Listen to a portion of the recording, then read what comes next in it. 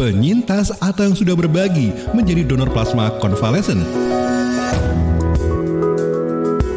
Senin sampai Sabtu jam setengah 9 pagi dan setengah 5 sore. Mau berbagi cerita autis juga, hubungi di WhatsApp di 0811 309 1009.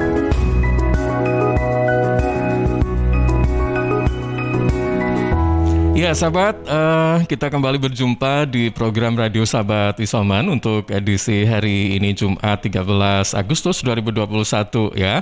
Dan seperti biasanya nanti kita akan menghadirkan narasumber yang dulu pernah terpapar COVID-19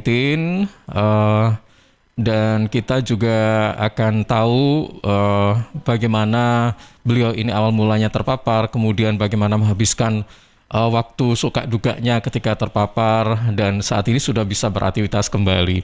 Nah, saat ini nanti kita bersama dengan Ibu Anita Inggit Zenurisova, SSTP MAP. Beliau ini aktif sebagai ASN selaku Kasubag Pelayanan Publik dan Tata Laksana bagian organisasi Seda Kabupaten Sidoarjo. Langsung saja kita sapa. Assalamualaikum, selamat pagi Ibu Inggit. Waalaikumsalam Mas Ilham, selamat pagi. Agak serak ya, suaranya terlihat ya berarti. Kayak Reza Artamevia loh ya. Gitu ya. Wah ini cocok jadi vokalis ini sebenarnya ya. Apa kabar ini Bu Inggit? Alhamdulillah luar biasa. Alhamdulillah harus semangat dan sehat selalu ya Mas Ilham. Iya, oke, terima kasih sudah menyempatkan waktunya. Katanya nanti ada rapat dan sebagainya. Ini menyempatkan diri gitu kan. Siap demi suara Sidoarjo. Bu Inggit, ini kan kami juga pengen tahu nih. Ternyata saya kaget juga nih ya. Bu Inggit juga kena gitu loh. Nah, ini asal mulanya kena di mana, kapan, dan bagaimana kok bisa sih gitu loh. 1 menit ya berarti penjelasannya. Okay. Gitu ya. Oke, baik, terima kasih Mas Ilham. Iya Mas Ilham, COVID-19 ini sepertinya memang ada gitu ya. Kalau ada yang nggak percaya nggak ada tuh, itu namanya hoax ya. Jadi alhamdulillah saya terkena COVID-19 juga gitu ya. Banyak hikmah sih, kami selalu sekeluarga kami berlima ada di sini gitu ya. Kemudian yang pertama kena sebenarnya si suami gitu ya. Suami di tanggal akhir Juni begitu kena Mas. Terus kemudian ya karena baru pertama kali kena gitu ya, ya pasti agak panik sebenarnya saya, tapi saya agak menenangkan diri karena saya ini harus siap gitu ya, karena sedari setahun yang lalu kalau kita kena, seumpama kita kena, kita harus nggak boleh panik gitu ya, tetap tapi harus berusaha bagaimana bisa sembuh gitu. Nah, saat suami kena ini sebenarnya yang bergejala agak suami karena sampai ke RSUD begitu. Nah, kalau saya sendiri suami sehat di tanggal 9 Juli begitu. 9 Juli beliau sudah negatif. Kemudian saya juga saat itu juga negatif gitu ya. Tiba-tiba 2 minggu sesudahnya gitu ya. Saya sebenarnya juga kita kan masih WFH ya masih. Jadi lebih banyak beraktivitas di dalam rumah begitu. Jadi menghandle pekerjaan ya semuanya berada di dalam rumah gitu. Jadi kemudian di hari H-1 mungkin ya, saya kenanya kayak saya harus keluar karena saya harus mengantar anak saya sebenarnya, saya ke sekolah untuk mengambil buku waktu itu. Tapi sebenarnya saya tetap prokes ya Mas ya. Prokes dan tidak berjabat tangan ataupun karena saya juga nggak kenal belum kenal karena masih kelas 1. Jadi kemudian setelah itu pulang hampir sore, saya itu keluar itu jam 3, nyampe di rumah sekitar jam 5 begitu. Nah, di jam 5 itu memang malamnya itu tiba-tiba kok perasaan saya kok nggak nyaman gitu, padahal besok saya ada acara nge-host nih ceritanya. Ada acara gitu ya. Aduh gitu ya, pagi-pagi saya langsung minum vitamin lah gitu ya, sisa dari suami gitu ya. Semua kemarin masih ada, saya tetap harus minum vitamin. Saya nge-host mulai jam 8 sampai jam 11. Itu alhamdulillah lancar Mas. Di jam 11.15 tiba-tiba kok rasanya badan, gitu ya. Badan kok rasanya merotoli gitu ya. Saya nggak pernah gitulah, istilah awal-awalnya sih begitu Mas. Jadi hari keduanya baru saya merasakan diare. Kalau suami nggak diare, kalau saya diare. Maaf ya, off the record berarti ya gitu ya. Diare dan itu bisa sejam sampai 7 kali begitu. Nah itu yang saya agak panik. Sebenarnya hari pertama sudah bilang, suami sudah bilang langsung isoman ya gitu ya. Saya langsung isoman. Jadi hal yang saya lakukan waktu badan saya hari Kamis waktu itu ya, hari Kamis itu badan saya nggak enak, begitu saya langsung isoman di rumah, di kamar sendiri gitu, anak-anak juga di kamar sendiri, suami juga di kamar sendiri begitu. Nah itu sih Mas awal mulanya gitu ya. Oke, Bu Inggit, ini kan Ya. gejalanya ternyata beda dengan suami ya. Oke. Kalau boleh tahu nih, katanya tadi tuh badannya kan merotoli gitu ya. Iya kan ya. Kalau Itu bahasa misalnya Inggrisnya. gini, saya pengen tahu sebenarnya kalau dibanding kena flu biasa itu kayak apa sih? Lebih sakit atau lebih gimana gitu? Kan pasti pernah dong merasakan influenza itu kan juga agak meriang, pegel-pegel kayak gitu kan. Nah, ini kalau yang COVID-19 ini kayak apa sih? Sebenarnya hampir mirip Mas, Heeh. hampir mirip begitu. Jadi pasti diawali dari badan yang nggak enak gitu. Terus agak-agak naik suhunya, pasti suhu naik begitu ya. Cuman yang membedakan karena ini pandemi, jadi langsung berpikir agak panik sedikit, tapi ya waktu itu. Jadi yang membedakan adalah karena pandemi. Kalau kita mungkin menganggap ini adalah seperti mungkin influenza lagi menyerang kita, apa yang harus kita lakukan gitu. Jadi ternyata berbeda penanganan saya dengan suami. Kalau suami itu kayaknya karena baru pertama ya saya ya, jadi semua vitamin dibeli gitu ya. Kemudian segala macam obat dicari begitu karena masih awal-awal itu masih Iya, agak panik gitu kan mungkin ya. Karena lonjakan yang kedua gitu. Itu sebenarnya sama sih Mas, sebenarnya hampir sama, cuman bedanya karena ini pandemi jadi sedikit agak parno gitu ya. Tapi ya harus menstabilkan emosi itu penting banget. Oke, jadi mungkin yang dirasakan Bu Inggit apa yang meriang tadi mungkin hampir sama dengan flu gitu kan. Soalnya katanya ini yang pernah saya aja wawancara itu katanya, aduh lebih sakit katanya daripada flu gitu. Berarti mungkin beda-beda gitu ya. Oke, betul. Oke, Bu Inggit, selain capek-capek, pegel-pegel sama diare, mungkin ada kayak sakit tenggorokan atau batuk atau penciuman yang nggak berfungsi kayak gitu-gitu gimana? Oke, baik Mas. Jadi saya tekankan di sini bahwa daya tahan tubuh seseorang itu beda. Jadi setiap orang jika terpapar itu gitu mungkin daya tahan tubuhnya berbeda-beda. Jadi mungkin alhamdulillah saya ya sedikit bergejala. Kemudian kalau suami sampai ke rumah sakit gitu ya. Kalau saya berdoa ya Allah, saya takut sendirian di rumah sakit. Gitu ya. Jadi saya berusaha harus positive thinking gitu. Jadi gejala-gejala saya sih sebenarnya agak ringan Mas, alhamdulillah ringan. Kemudian yang hari pertama itu yang badan meriang begitu, apa yang harus saya lakukan adalah isolasi. Kemudian saya istirahat, ternyata harus banyak istirahat begitu. Kemudian yang kedua, hari kedua saya memang diare hebat gitu ya. Saya pakai obat diare yang ada di rumah itu nggak mempan. Terus saya telepon produk sponsor boleh ini. Saya telepon Halodoc Mas. Saya telepon Halodoc begitu. Maaf ya Halodoc bisa ini sponsorin suara Sidoarjo ya gitu ya. Gitu ya.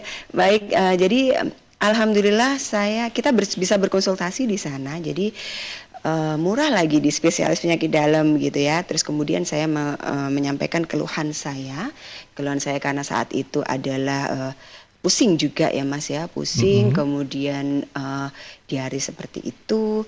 Kemudian hari berikutnya baru saya terkena hidung tersumbat, hidung tersumbat gitu. Kemudian setelah itu ada muntahnya juga sih. Saya nggak pernah muntah, terus muntah itu rasanya begini gitu ya. Terus muntah, kemudian anosmia. Anosmia itu saya alami di hari yang berarti berapa? Kamis, Jumat, Sabtu, Minggu, Senin, hari Senin. Hari Senin itu saya baru anosmia Mas, gitu. Ya memang anosmia nggak enak ya gitu ya, makan nggak enak, apa-apa juga males gitu. Tapi saya untungnya masih mau makan. Mm-mm. Intinya masih mau makan, dan yang paling penting lagi support keluarga itu penting. Mm-mm. Support dari keluarga itu sangat penting, apalagi suami. Karena waktu suami kena itu, beliaunya kenapa sampai harus ke rumah sakit, harus sesek begitu ya. Itu karena takut saya kena. Takut anak-anak kena. Lah, Iya. ketakutan itulah yang menyebabkan mungkin menjadi naik ya itunya. CT-nya ya, kalau di PCR itu CT-nya naik gitu. Gitu sih Mas. Jadi Oke. ya alhamdulillah setelah itu nggak ada gejala. Mm-mm. Senin yang penting diobatin, ternyata kalau kita sakit diare ya diobatin diarenya. Kalau kita sakit pilek, hidung tersumbat ya kita obatin pilek itu gitu, influenza itu. Pusing juga obatnya juga murah-murah. Batuk, nah batuk ternyata ya kita harus minum obat batuk. Dan obat batuk generik banyak ya. Dan sepertinya saya cocok dengan itu. Dan terpenting lagi tetangga nih, ada satu tetangga yang kayak dokter pribadi gitu. Padahal beliaunya bukan dokter, bukan ini, tapi beliau juga penyintas dan lebih parah daripada saya, tapi beliau menyemangati saya begitu. Jadi peran tetangga ini luar biasa juga. Gitu. Oke. Bu Inggit, ini kan ketika Bu Inggit terpapar gitu kan, kemudian yakin bahwa positif itu apakah melalui tes swab juga atau bagaimana? Ya, betul. Jadi saya hari Kamis itu sudah merasa nggak enak badan. Kemudian hari Jumat saya belum tes juga sih, tapi pada saat saya konsultasi ke Halodoc itu beliau langsung bilang, apa sudah tes swab gitu ya. Saya belum gitu. Apakah harus swab? Ya, diwajibkan, mungkin karena pandemi ya, Mas. Jadi karena pandemi, sepertinya sekarang sakit apapun gitu ya. Karena yang diserang itu ternyata kalau COVID itu memang pencernaan. Gitu ya, pencernaannya yang awal gitu ya. Terus kemudian memang ya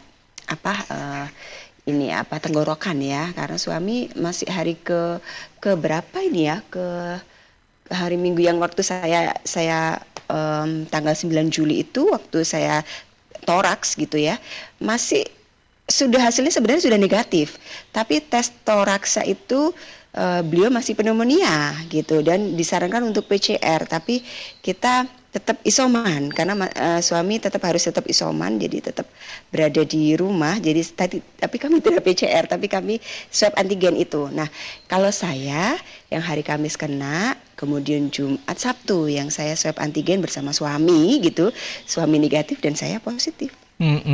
Gitu Oke, sih. baik Bu Inggit. Nah, saya juga ingin tahu nih, ketika ini kan yang dialami oleh Bu Inggit gejalanya ringan saja, tapi kadang-kadang kita kan juga agak shock ya, kaget gitu kan, meskipun ringan gitu. Nah, selama melakukan isolasi mandiri, kan isolasinya di rumah ya, nggak kemana-mana ya Bu ya? Di rumah saja. Di rumah saja. Nah, ini yang dilakukan Ibu Inggit apa? Misalnya nih, kayak tadi diare, mengkonsumsi obat diare, kemudian yang kayak pegel-pegel tadi, apakah memang juga mengkonsumsi obat kayak flu-flu gitu biasa atau gimana?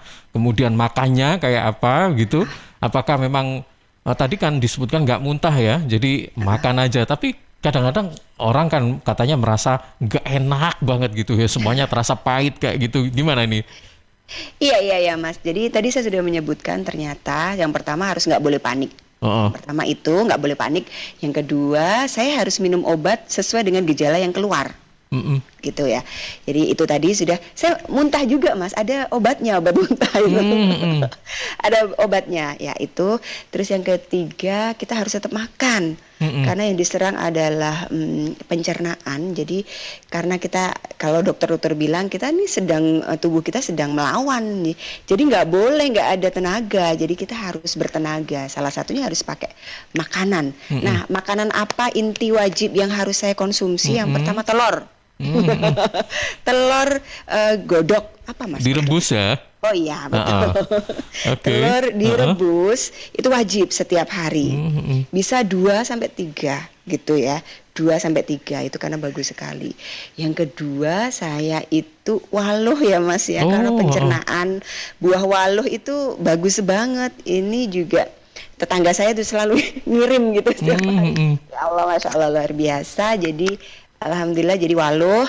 Kemudian ini sejak suami isoman gitu, COVID gitu, kami akhirnya sudah kalau mau nanak nasi harus ada tajinnya, jadi tetap pakai magicom ya, tapi setelah diolah gitu, diolah manual, dikukus, gitu, ada air tajin. Nah, air tajin ini bagus banget, sampai sekarang saya masih minum sih, anak-anak juga harus minum. Gitu, air tajin itu juga bagus. Nah, kalau buah-buah kayaknya semuanya buah bagus deh. Pisang sangat bagus banget karena saya harus setiap hari konsumsi pisang. Gitu. Oke. Gitu.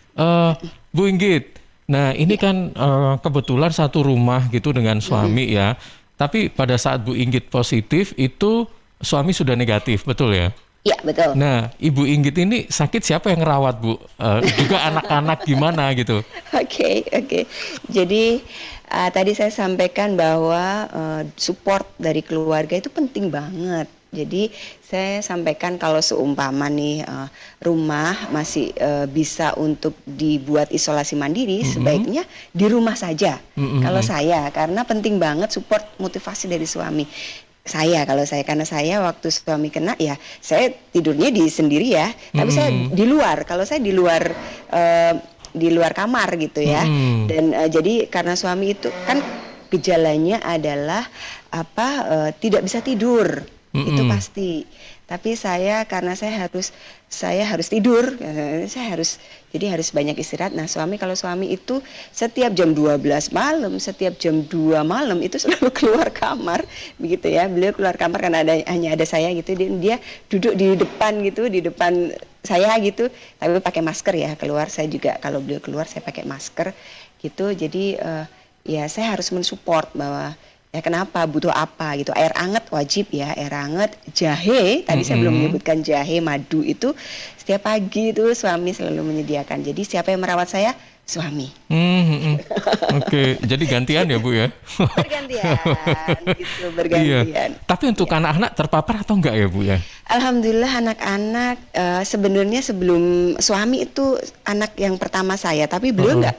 Tapi saat suami saya kena gitu ya, saya tes juga anak saya itu, dan alhamdulillah enggak yang barep ya. Yang nomor 2 ini kan agak kecil, jadi mungkin agak susah kalau untuk dibuat untuk swab gitu ya. Jadi karena yang ini sudah SMA gitu, saya ajak, ayo Kak, harus toraks juga, saya toraks juga. Kemudian saya swab antigen, anak saya negatif. Padahal sebelum suami itu anak itu masuk rumah sakit gara-gara demam berdarah awalnya, karena saya takut masih awal Juni sih. Belum bom ya, jadi belum puncaknya pandemi yang kedua atau keberapa ini ya. Itu anak saya yang barep kena demam berdarah, kemudian pasti kalau masuk di rumah sakit wajib swab dulu, dan alhamdulillah waktu itu negatif. Jadi alhamdulillah saat saya suami isoman, beliaunya kan anak-anak juga di kamar sendiri, juga kita tetap prokes ya, menggunakan masker, jadi tetap harus prokes. Jadi boleh suami itu merawat kita, istri merawat kita, asal saat masuk gitu ya pakai yang tidak hanya yang masker yang biasa ya, masker medis biasa, tapi yang N95 atau yang lebih ini ya, yang lebih raket gitu ya, gitu. Itu pakai masker aja. Oke, intinya meskipun di dalam rumah tetap protokol kesehatan diterapkan gitu ya Bu ya. Betul. Kalau ini rentang berapa Bu dari ketika mulai terpapar sampai sembuh itu 2 minggu atau nggak sampai mungkin? Alhamdulillah nggak ya.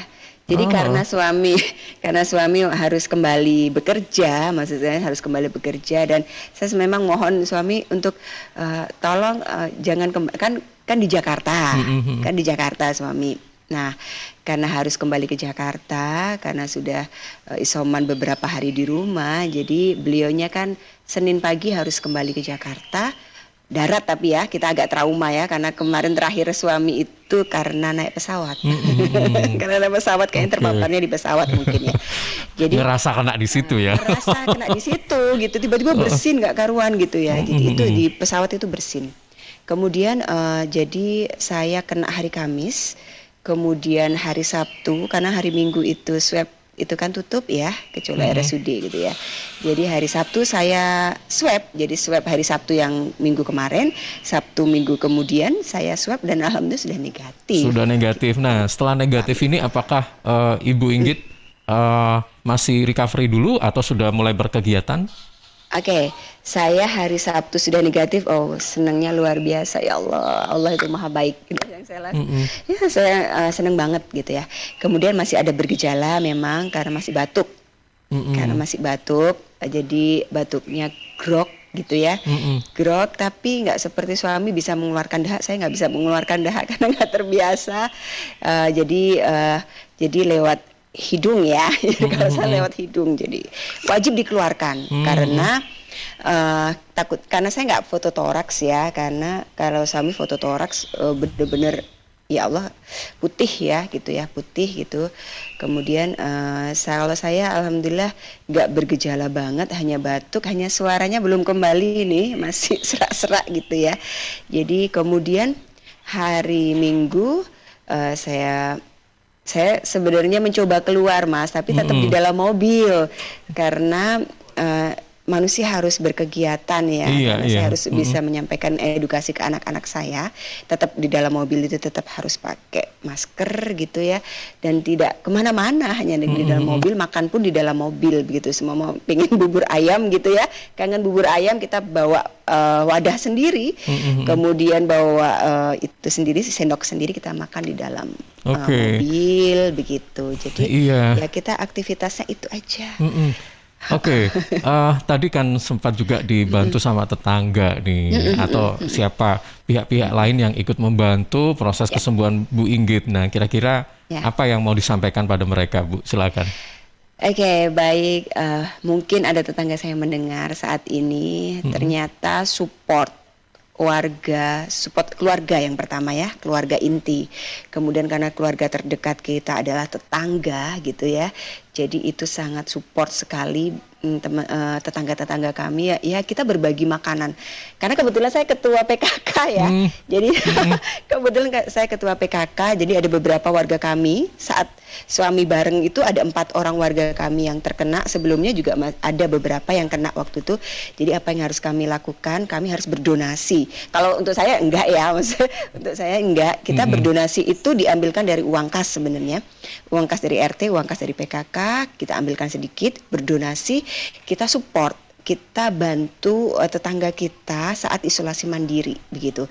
Nah, saat itu yang saya lakukan untuk mengedukasi warga-warga kami gitu. Kalau ada yang terpapar nggak boleh dijauhi, kita harus support. Kita harus support, kita berdonasi berapapun itu, insya Allah sangat bermanfaat gitu. Kemudian juga kita tambahin dari uang kas yang terkumpul di RT maupun PKK gitu. Jadi saya, yang kedua pasti support dari orang tua saya, ibu saya setiap pagi. Ibu saya ada di Ngawi. Ibu saya ada di Ngawi begitu ya. Pasti beliaunya setiap pagi menanyakan kabar saya. Tapi sempat menjenguk ke tempat tinggalnya Bu Inggit atau by phone aja atau gimana? By phone aja karena di Ngawi ya Mas ya. Jadi kena PPKM ya. PPKM. Jadi ibu saya sebenarnya waktu si cucu sakit, beliaunya hadir, saya kaget. Beliaunya hadir di sini begitu ya, hadir di rumah sakit, saya kaget. Tapi belum pandemi, belum PPKM. Kemudian saat tiba-tiba suami itu isoman, hari Sabtu kita kan swab tes ya, Jumat swab gitu ya. Hari Jumat swab, suami itu swab. Kemudian ibu saya ada di sini, saya khawatir. Hari Sabtu insya Allah, saya langsung mencari sopir untuk mengantar ibu saya pulang. Jadi jangan sampai ibu saya terpapar kami gitu, karena saya takut kalau orang tua lebih rentan ya. Iya. Gitu. Jadi ibu saya ya saya antar ke Ngawi gitu. Itu sih Mas. Oke. Bu Inggit yang terakhir nih ya, ini juga bisa jadi masukan buat sahabat-sahabat Suara Sidoarjo yang menyimak program ini. Kalau misalnya kita terpapar COVID-19 awalnya kayak begitu, kemudian apa yang sudah disampaikan oleh Ibu Inggit tadi, mungkin bisa dijadikan kesimpulan kira-kira saran apa yang terbaik, kemudian mungkin ada ya penanganannya seperti apa. Silakan Bu Inggit. Baik, terima kasih Mas Ilham Dianta. Baik, Bapak Ibu, seluruh warga masyarakat Sidoarjo. Yang pertama, kita jika terpapar COVID, yang pertama nggak boleh panik, tapi tetap waspada, itu yang pertama. Yang kedua, keluarga itu support, keluarga inti ya, itu support yang paling luar biasa bagi para yang sedang isoman atau mengalami COVID gitu ya, terserang COVID. Support keluarga itu penting banget. Yang ketiga, tetangga itu juga wajib mensupport begitu. Jadi kemudian jika kita bergejala apapun itu sembuhin aja gejalanya gitu, sembuhin aja, minum obat yang ada di apotek, ternyata ada di apotek semua ada, jadi tidak boleh panik.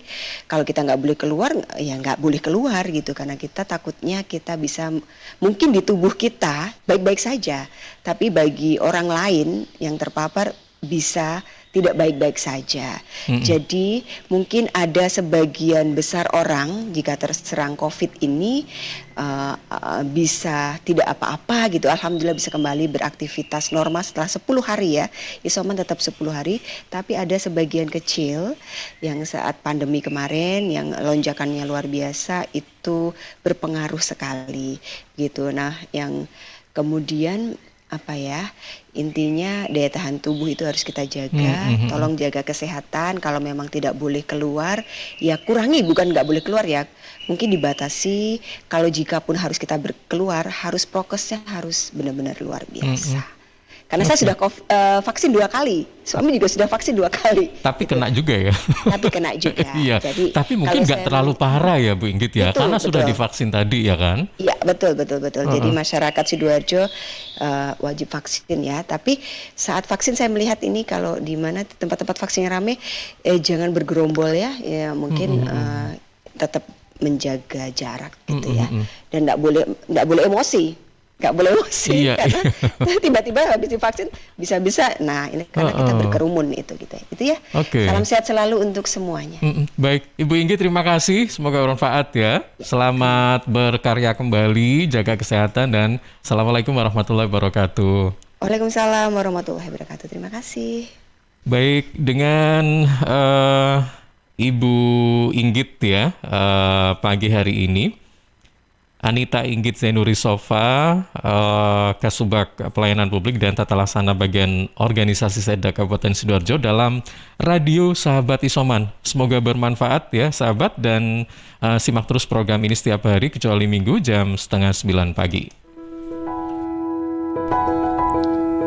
Radio Sahabat Isoman, Senin sampai Sabtu 8:30 pagi dan 4:30 sore, hanya di Suara Sidoarjo.